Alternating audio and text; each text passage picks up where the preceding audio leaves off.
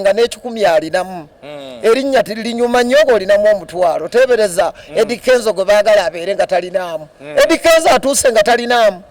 era twali ewaffe mbasuuna beni olwatuuka ne tumanya olumbe luwedde ekiraawo nagamba obusawo obunga babukoleko ekisambi ky'ente ffe waffe Masaka bwe tukola olwatuuka mu lumbe buli kimu pressure neggwa Kenzo atuuse nange bwe natuuka nenteekamu ebokisi z'amazzi omukolo ne tugumala kakati mbeera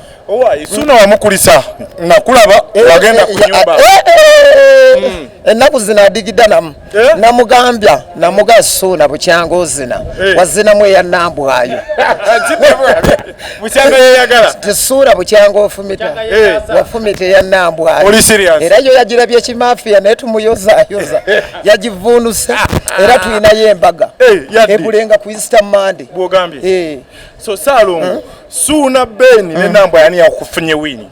ani afunye wini bonna baafunye ne Suna Beni ekyapa kyabadde akyagala nnyo tuve mbi okusaaga kalinaye abadde nga yamumalirako ddala emirembe naye bambi yagifunye era n'ategekayo n'embaga tugenda kubeera kujogeza ebulenga nga tudigida Easter Monday ebulenga so tunulire mu mbeera eno Nambwayo kimulese wa Salongo Nambwayo yafunye poloti yafunye ate era Suna kyeyali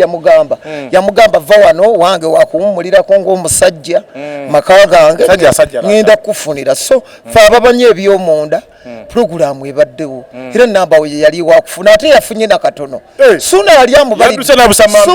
amubalidde ebintu ebinene yali amubalidde wali kasozi ku kyalo kya Eddie Kenzo ekako omanyi Kenzo alinawo ekyalo awo Kenzo kati tugenda kusenga ku Eddie Kenzo village wali ewaffe Masaka ffenna tumusengeko yagula ekyalo kiramba era agamba gwe jangu onsenga ozire kumpi so Nambwayo yafiiriddwa amaka agagudde akaleka lwa butagumikiriza Yaba Suna abadde ampulangira kalina ya mikomo kaaga era Nambwayo namugamba ffe ababadde ab'omunda tubadde tukimanyi so Nambwayo yafunye katono nnyo so Nambwayo yafiiriddwa kalina yabadde ali kubisa mambiro Nambwayo yabadde agenda kufuna amaka amanene ekitende nga mulimu ne faamu alina waalundira alina waalimira naye kati tiyabitegeera bye twali tumupulaningira yadda ku bya social media naye agende naako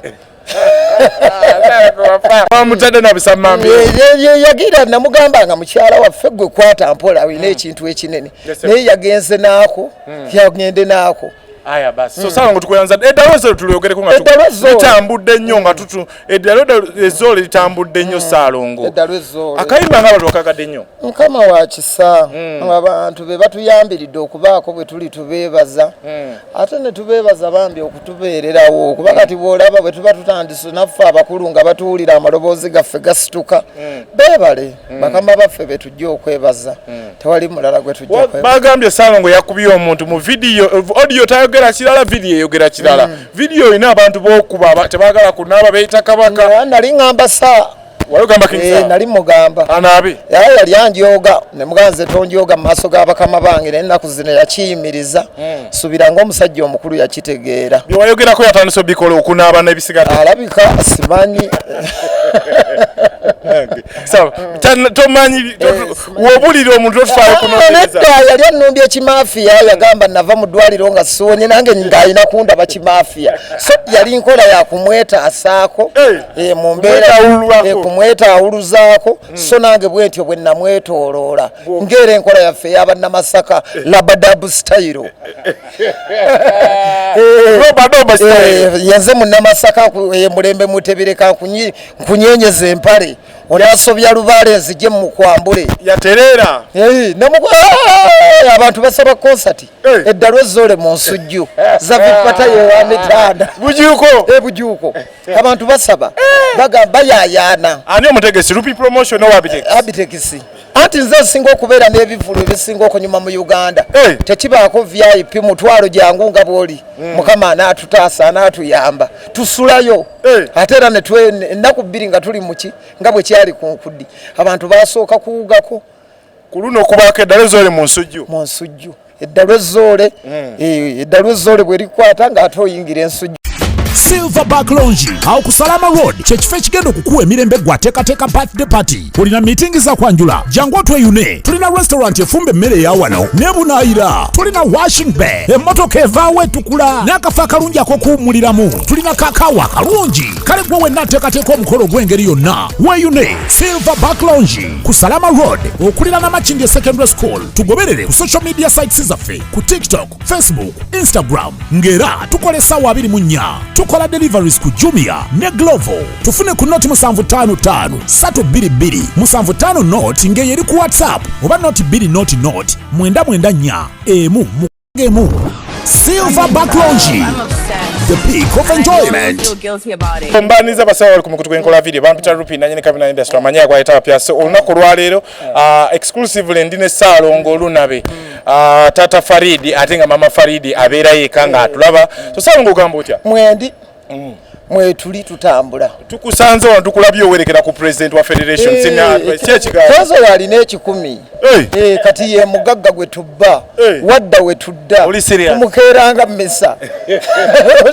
Salongo lwaki okuwa oluseke ate ffe abalina okukuba oluseke kezo mukama yamusitula yamuwa ekigendo battira mbwavu butakkiriza nti omuntu yakuleka omuntu buli lwakusinga salendi nga mwegatteko baako kyomulyako Salongo bagamba walya ate nalyaki ate bwendya kibi gwe tolya naawe lya oyinza okuba nno oyagala okulya naye nga tewali akuwa kulya Salongo abantu babavaamu ate baliwa amaanyi g'abantu gegaliwa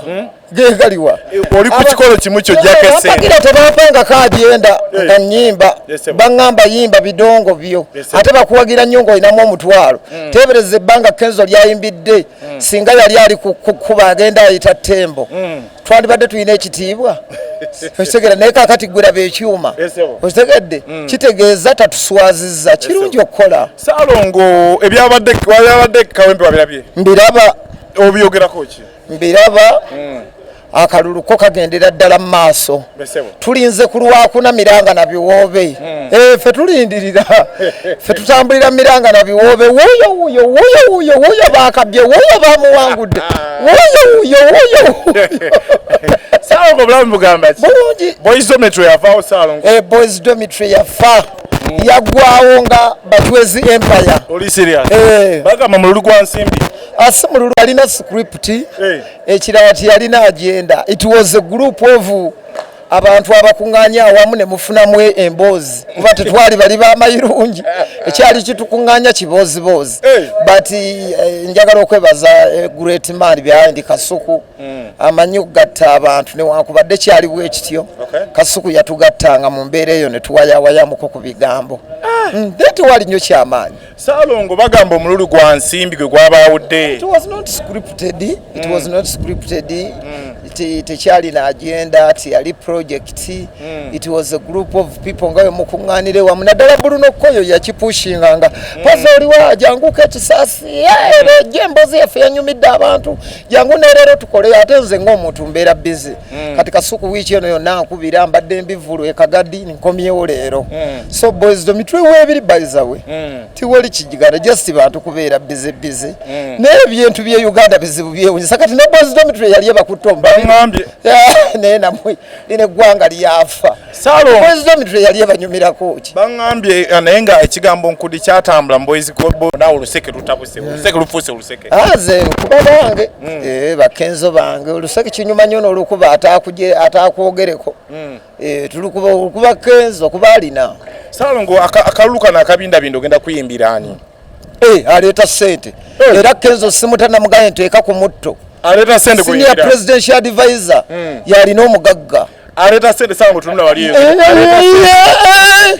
wendeeta ssente nti nze ndalukoola ate kati aleeta ennyingi kati ate omugagga Museveni yalina ennyingi ayinza okuwa ekibokisi ng'odda kuba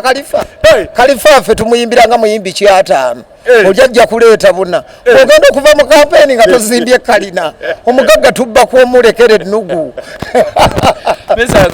Kenzo mugaye nti era ddala ku bajeti ya jjajja mwami buli woayimba musuda era nabugaye kawempe wankoze otya yandibadde ampa ku mulimo emyaka gye tulimu tukyakola ebyobwereere eddalo ezoole gwani agakutuma amaanyi g'abantu gogenda otembeeta aye amaanyi g'abantu nabo bakwagala olinamu teri ayagala mwavu